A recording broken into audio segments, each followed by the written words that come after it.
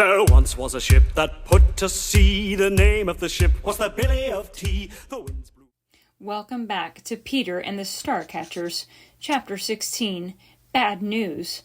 Molly crouched on the aft deck of the Neverland, watching the water, waiting. The hours had crept by with agonizing slowness, but it was almost time. At least tonight she didn't have to worry about the men on watch. They'd found some rum somewhere, and when Molly crept by them earlier, they'd both been flat on their back, snoring. Heaven help this ship if we ever face any real danger. Her thoughts were interrupted by the welcome sight of a dorsal fin breaking the surface, followed by the sound of a cheerful chitter. Molly leaned over the stern rail and, despite her anxiety, smiled broadly as a familiar silver shape appeared. "Hello, chitter, chitter, chitter," said "My teeth are green, chitter, chitter," replied Molly. "Yes, chitter, chitter, chitter," agreed politely. With the formalities concluded, Molly clicked and chirped the message she'd been practicing all day. "Chitter, chitter, chitter, click, click, click, click." See my father?" "Yes, thank goodness," carefully Molly chirped. "What news?" Hesitated, then, "Bad man have father's ship." Molly's heart froze. "Molly father," she struggled to make the sound. "Molly father in water." Molly could barely breathe. "Molly father," she began, but mercifully cut her short. "We swim, Molly father," he said. "Swim to island." Molly almost collapsed from the relief. "The other porpoise are taking father to land. That's why came alone. But—" "Molly father, message," said "What message?" said Molly. "Bad man, hunt, Molly's ship." Fear stabbed at Molly. The trunk. Somehow, Black Stash knows about the trunk. Father must know as well. So he... chittered again. "Father comes soon." But would he be soon enough? Molly took a deep breath, fighting to control her feelings of panic, to form the right sounds. "Message, father," she said. "What message?" "Hurry." "Hurry," repeated "Yes." And with a brief farewell chitter, was gone, leaving Molly staring at the water, wondering how long it would take her father to reach land, to find a new ship, to set out to find her. Meanwhile, the world's most vicious pirate is hunting us down in the fastest ship afloat. Molly had never felt so alone in her life. If Black Stash arrived before her father did, she had no choice. She would have to deal with the situation herself. She had to, and she could not fail. She needed an ally, someone she could trust. She turned from the rail to go looking for him. As she entered the ladderway, she cast one last glance back at the sea. "Please, hurry." Chapter 17. The Next Target. The Sea Devil and the Wasp, tied side by side, rolled in the dark waves as Stash's crew, working by torchlight, finished the hard labor of moving barrels and crates from the conquering ship to the conquered one. Below decks on the Wasp, Black Stash surveyed the tidy cabin that had once belonged to Captain Scott. "Fine cabin, Mr. Smee, is it not?" he said. "Aye, Captain, it is," said Smee, thinking, "and it smells much better than your old one." "Have the prisoners been dealt with?" asked Black Stash. "Aye, sir, as you ordered, Captain Scott, and the others you wanted kept for ransom, and bartered are locked below.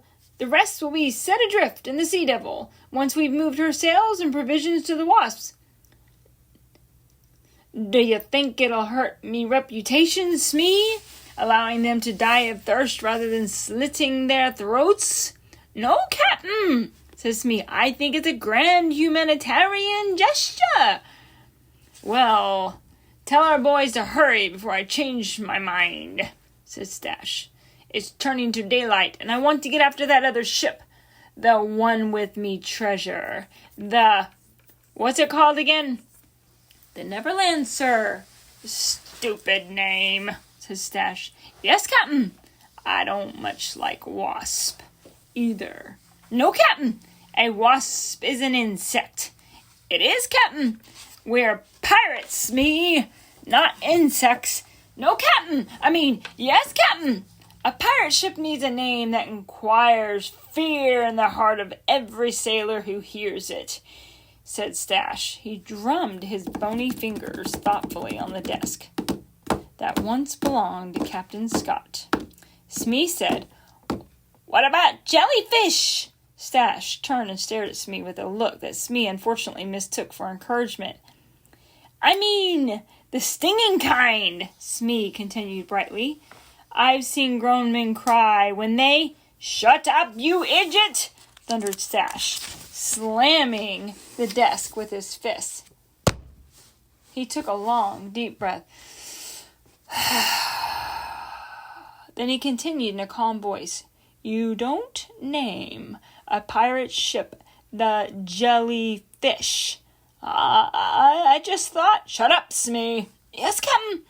Sailors will not feel fear in their hearts as the approach of the jellyfish. No, Captain. I shall give this ship a pirate name, Smee. Yes, Captain. I shall give it the name of the most feared flag on the 7 seas. The pirate flag, Smee. What's a fine name, Captain? What is it? The pirate flag, Captain. Black Stash pressed his face into his hands. Smee, he said through splayed fingers, you have seaweed for brains. Yes, Captain. The name of the ship will be the Jolly Roger. But you said— The Jolly Roger is a pirate flag, you kelp-brained idiot. Yes, Captain. Now get out of my sight and send in Story. We've work to do. Story, who'd been waiting outside to be summoned, entered the cabin. Yes, Captain. Have you found the ladies? Yes, sir. Wimple went out in a boat and got 'em back. Good. We raise sail as soon as we're done afloating the Sea Devil. We're after the Neverland next. Yes, Captain. One of the prisoners was kind enough to tell me a few things about the Neverland, said Stash, not bothering to mention that the officer had been staring at the point of Stash's cutlass an inch from his right eyeball. He says she left port the same day the Wasp did, and she's bound for Rundoon, same as the Wasp was. She's a fat sea cow of a ship that can't make better than 5 knots, so she's well behind us. Aye, Captain. I want you to do your figuring and put us on a zigzag course back in her direction, 20 mile tacks till we spot her masts. Understand? We'll be flying Her Majesty's colors. She'll sail right to us, thinking we're the Wasp, and then she's ours. Get to it. Aye, Captain, says Story, leaving. Stash drummed his fingers on the desk for another minute, wondering if he should go up and make a few prisoners walk the plank. He was tired, but it was important to keep up appearances. He was still pondering when there was a rap on his door. It was Story again, looking ashen-faced. What is it? Said Stash. Captain, it's— I think you need to come on deck and see for yourself, Captain. Following the navigator to the deck, Stash saw it instantly. A dark, roiling mass of clouds spreading across the horizon, already huge and growing fast. Black Stash had spent his life at sea. He had long believed that he'd faced the worst, that the sea could hurl at him, and that he had nothing more to fear. But seeing this thing coming toward him now, Black Stash for a moment, was afraid. That's it for today. Join me next time for The Plan. There once was a ship that put to sea. The name of the ship was the Billy of Tea.